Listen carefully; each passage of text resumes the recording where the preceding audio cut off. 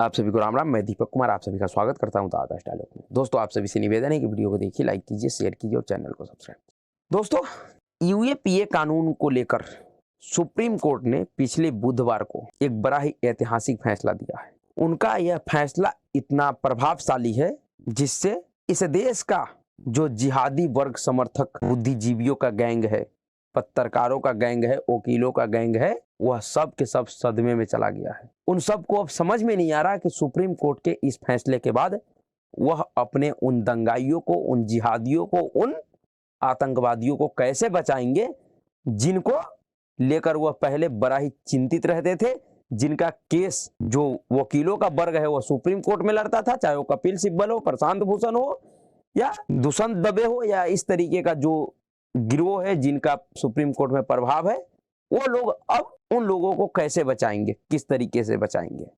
वही जो एक पत्रकारों का वर्ग है जो यूएपीए में ही बंद दिल्ली दंगे के मुख्य साजिशकर्ता उमर खालिद को लेकर भारत से लेकर विदेश तक में एजेंडा चलाता है, रवीश कुमार जैसे लोग, उनके सामने भी यह सवाल है कि वह अब अपने उस उमर खालिदों को कैसे बचाएंगे। ऐसे जो सुप्रीम कोर्ट का यह फैसला है वह खालिस्तानी आतंकवादी के एक मेंबर से जुड़ा हुआ है। सुप्रीम कोर्ट ने खालिस्तानी आतंकवादी गुरविंदर सिंह को जमानत देने से इनकार कर दिया है और उनके इनकार के साथ ही यूएपीए के कानून को लेकर यह टिप्पणी किया है कि यूएपीए के कानून में अन्य कानूनों के तहत वह प्रावधान नहीं है जमानत का। और सुप्रीम कोर्ट के इस टिप्पणी ने बहुत से लोगों को निराश किया है। सबसे ज्यादा निराश, सबसे ज्यादा विचलित रवीश कुमार है, जो पिछले कई एक सालों से उमर खालिद के एजेंडे को चला रहा था। सिर्फ भारत में ही नहीं, भारत से बाहर भी, अमेरिका में भी बड़े बड़े इवेंट करके आस्क टू मोदी जॉय जो एजेंडा चला रहा था प्रधानमंत्री नरेंद्र मोदी के अमेरिकी दौरे के दौरान। ये सभी लोग बड़े परेशान हैं। इन सबको समझ में नहीं आ रहा है कि अब ये लोग अपने उस उमर खालिदों को कैसे बचाएंगे, जिसके ऊपर यूएपीए के तहत गंभीर धाराओं में मुकदमा दर्ज है। और सिर्फ यह मामला किसी उमर खालिदों तक ही नहीं है।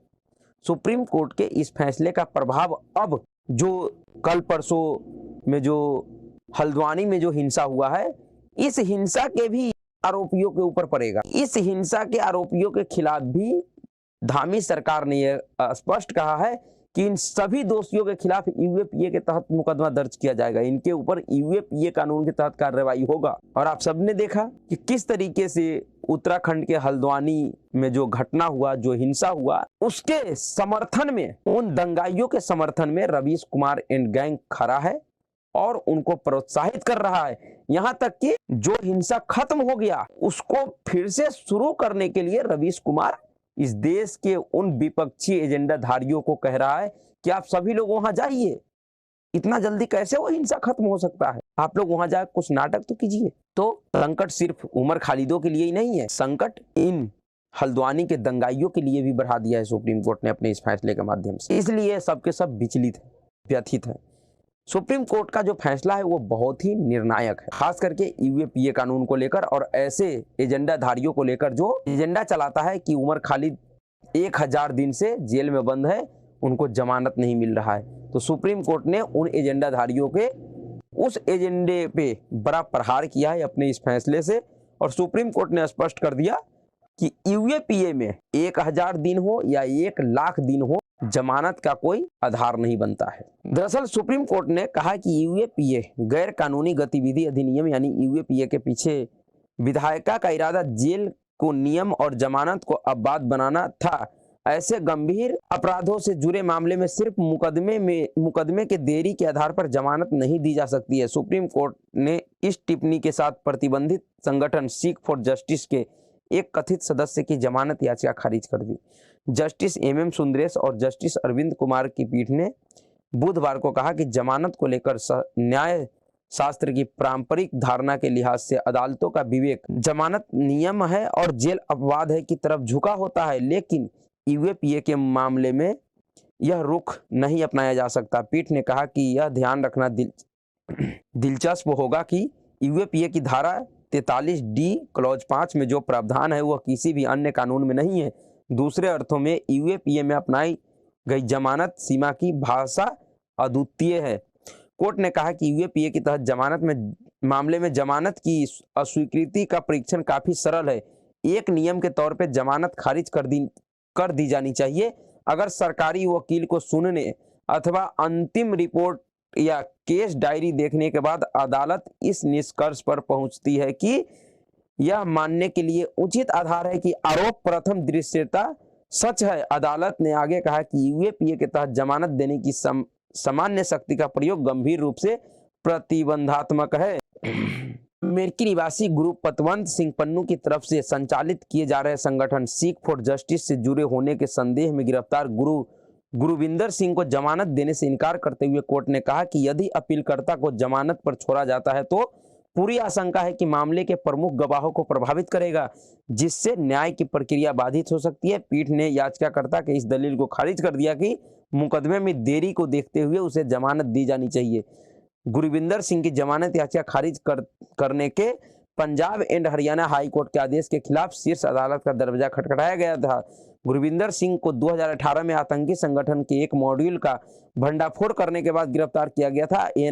एएनआई ने पंजाब पुलिस के से मामले की जांच अपने हाथ में लेने के बाद आरोप पत्र दाखिल किया था। कोर्ट ने 9 दिसंबर 2021 को आरोप पत्र तय किए थे। पीठ ने कहा कि रिकॉर्ड पर उपलब्ध सामग्री प्रतिबंधित आतंकी संगठन के सदस्यों की गतिविधियों को आगे बढ़ाने में अपीलकर्ता की संलिप्तता का संकेत देती है, जिसमें विभिन्न चैनलों के माध्यम से बड़ी मात्रा में धन का आदान प्रदान शामिल है। इस प्रथम दृष्टता साक्ष्यों से पता चलता है कि वह यूएपीए की धारा 18 के तहत आतंकवादी कृत्यों में शामिल होने का आरोपी है। और यह सब कहते हुए सुप्रीम कोर्ट ने इस गुरविंदर सिंह का जमानत याचिका खारिज कर दिया। अदालत ने जिस स्पष्टता के साथ इस केस में फैसला दिया है, इस स्पष्टता के बाद रवीश कुमार जैसों का निराश होना बिल्कुल सही है, क्योंकि जिस उमर खालिद का एजेंडा रवीश कुमार चला रहा था, उस उमर खालिद के ऊपर भी यूएपीए का धारा 16, 17, 18 इन सभी गंभीर धाराओं के तहत मुकदमा दर्ज है। और जब सुप्रीम कोर्ट खुद कह रहा है कि यूएपीए की धारा 18 के तहत आतंकवादी कृत्यों में शामिल होने का आरोपी है, तो यानी कि उमर खालिद भी आतंकवादी कृत्य में शामिल था। सुप्रीम कोर्ट में यह साबित हो चुका है उनके इस फैसले के आधार पे देखा जाए तो फिर ये जो झटका है सुप्रीम कोर्ट के इस फैसले का, वह सिर्फ ये सीख फॉर जस्टिस के इस आतंकवादी गुरविंदर सिंह को ही नहीं लगा है, यह झटका रवीश कुमार को भी लगा है और उमर खालिद के लिए सुप्रीम कोर्ट में वकालत करने वाले माननीय महामानव और महान वकील कपिल सिब्बल को भी लगा है। और शायद यही कारण है कि जब भी उमर खालिद की जमानत याचिका पे सुनवाई का समय आता है तो खुद कपिल सिब्बल उस सुनवाई को आगे बढ़वा देते हैं, क्योंकि कपिल सिब्बल को भी पता है कि उमर खालिद को जमानत नहीं मिलने वाला है। और अब जो फैसला आया है सुप्रीम कोर्ट का, उस फैसले से तो उमर खालिद छोड़िए, अब इस देश में जितने भी जिहादी दंगाई जिसके ऊपर यूएपीए के तहत मुकदमा हो जाएगा, उसका बचना नामुमकिन है।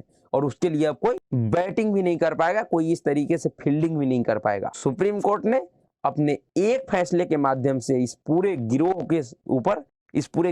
के उस नैरेटिव को ध्वस्त कर दिया है, जिसके तहत ये सभी लोग देश के न्यायपालिका को बदनाम करता था और एक माहौल बनाता था कि किसी उमर खालिद को जमानत नहीं मिल रहा है।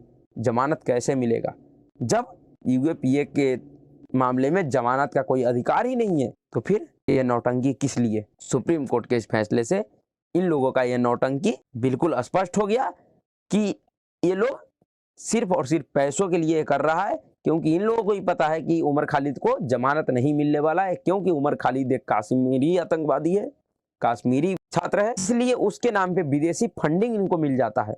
नहीं तो किसी रवीश कुमार की इतनी हैसियत नहीं है कि बिना विदेशी फंडिंग के सहारे वह भारत से लेकर अमेरिका तक उमर खालिद के समर्थन में इस तरीके का एजेंडा चला सके। पर जो भी है, सुप्रीम कोर्ट का यह निर्णय बहुत ही स्पष्ट है और इस निर्णय से एक चीज स्पष्ट हो गया कि जो एक बार यूएपीए में फंस गया उसका निर्णय भगवान भरोसे ही है। और यह उन दंगाइयों, उन जिहादियों, उन आतंकवादियों के लिए एक तरीके से काल है, उनका फन कुचलने वाला है। तो अभी के लिए इतना ही। अगर आपको वीडियो अच्छा लगा तो वीडियो को लाइक कीजिएगा, शेयर कीजिएगा और चैनल को सब्सक्राइब कीजिएगा। नमस्कार।